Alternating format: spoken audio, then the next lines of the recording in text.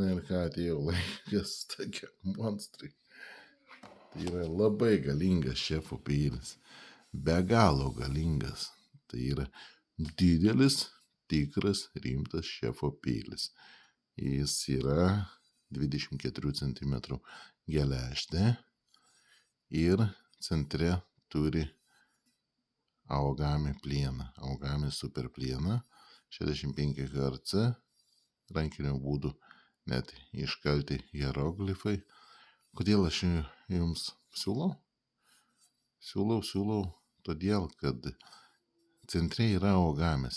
Jis pradeda tamsėti ir mėlynuoti. Pradžiai, kol jis išmėlynuoja, ištamsėja, jis atrodo va taip, va labai negražiai.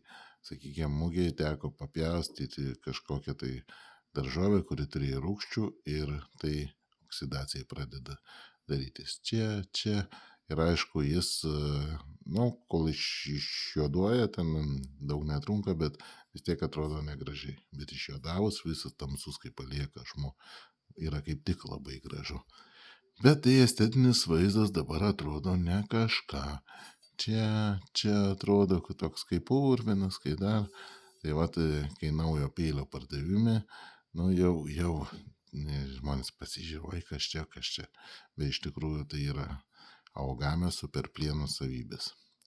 Todėl šį peilį aš pagalandau profesionaliai, rankiniu būdu, suvedžiau kampus, padariau labai rimtą galandinimą ir vis tiek pardavimo kaina 455 eurai, jo nėra maža ir dar priedu pagalandau aš jį ir, kas,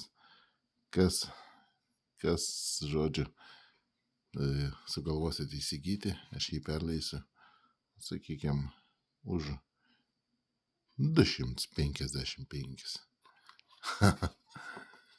200 metų į apačią. Ir dar galandinimas padarytas. Tokiam peiliui nėra labai pigus tokio dydžio peiliui. Tai žodžiu, 255. Tai čia be galo rimta kaina. Iki bičiuliai.